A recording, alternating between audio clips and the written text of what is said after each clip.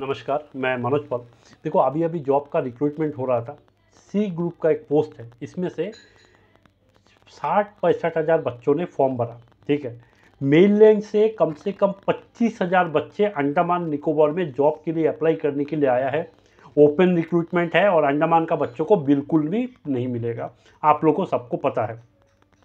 विष्णुपद रॉय ने एक स्टेटमेंट दिया था। ठीक है, ये स्टेटमेंट आप ध्यान से सुनिए, फिर मैं बताऊंगा। ये अंडमान भारत का हिस्सा है। जैसा मैं एमपी बना, बंगाल का आदमी आके 3 बार अंडमान से बीजेपी से मैं पार्लियामेंट गया। भारत का हिस्सा है, भारत का हिस्सा, भारत का हिस्सा है। सुनो, और इसमें का लोकल नॉन लोकल कुछ नहीं है। सुनिए, रोजगार के लिए लोग आता है, रहता है, काम करता है। नमस्कार। देखो, आपने सुन लिया, उसने क्या बोला कि अंडमान है, अंडमान से बाहर के लोग आएगा, आके सेटल होगा, यहाँ में आदमी लोग को आना चाहिए, यहाँ में जॉब मिलेगा, ऐसा बोल रहा है। किसको वोट किया आप लोगों ने? देखो, बीजेपी अभी सेंट्रल गवर्नमेंट में भी है, अंडमान में बीजेपी है, बीजेपी कुछ नहीं करेगा, कांग्रेस भी कुछ नहीं करेगा। क्यों? क्योंकि ये लोग चाहता है कि बाहर से आदमी आके वहाँ में सेटल हो, और जो अंडमान के आदमी है वहाँ में वोट वालों को नौकरी ना मिले, ताकि बाहर के आदमी आप लोग को घर में काम करवाए, होटल में, फिर आपका दुकान में काम करवाए।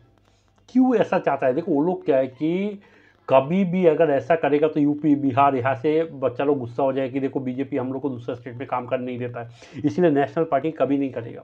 मैंने बार बार बोला, देखो विष्णुपदो, कुलदीप, ये सब देखो इलेक्शन से पहले क्या बोला कि 100% रिजर्वेशन करेगा, करा। मैंने आपको बार बार बोला कि मेरे को सपोर्ट करो। आपका पापा मम्मी क्या किया? बीजेपी का पीछे, कांग्रेस का पीछे सपोर्ट किया।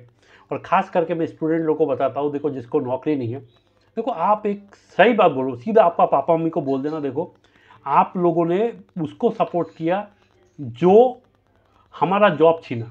ठीक है, इसीलिए मैं आपको आज बोल देता हूँ कि बुढ़ापे में मैं आपको खाने पीने रहने कुछ नहीं दूंगा। ठीक है, और ये एकदम क्लियर कर दो अपना पापा मम्मी से, जो बीजेपी को सपोर्ट करते हैं, कांग्रेस को सपोर्ट करते हैं। क्लियर करोगे तो क्या होगा ना, ये लोग डर के मारे बीजेपी कांग्रेस का जो पार्टी जो नेतागिरी करता है उससे रिजाइन करेगा, नहीं तो कभी नहीं करेगा, और आपको जॉब कभी नहीं मिलेगा।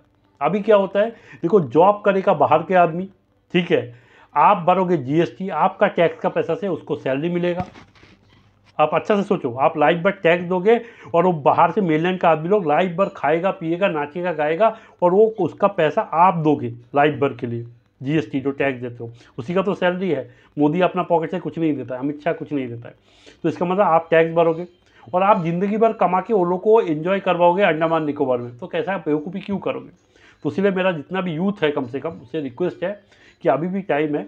बीजेपी और आपका पापा और मम्मी अगर बीजेपी और कांग्रेस को सपोर्ट करता है, आप हाथ जोड़ के ये बोल दो कि देखो आप लोगों का चक्कर में मेरे को नौकरी नहीं है, और ये ध्यान रहिएगा कि मैं बुढ़ापे में आपको बिल्कुल नहीं देखूंगा। अगर आप बिस्तर में गिरते हो, वही में पढ़ के बिना खा के मर जाना, और इसमें कोई पाप नहीं है। देखो, जब ये मैं तो सीधा बोल रहा हूँ, इसमें कोई पाप नहीं है। पाप क्यों नहीं? जब आपका पापा मम्मी आपके बारे में कभी लाइफ में कभी सोचा नहीं है, आपका फ्यूचर के बारे में, तब आप क्यों सोचोगे उसके बारे में? तो यही होता है ना रूल, मेरे को जो लगता है यही तो रूल होता है कि आप जब जानते हुए भी कि यार हमें परेशान जो कर रहा है उसको सपोर्ट कर रहे हो, तो हम भी तो ऐसे ही करेंगे, आपको हम सपोर्ट नहीं करेंगे। तो ऐसा रूल होना चाहिए सोसाइटी में, तब जाके सब सुधरेगा। धन्यवाद।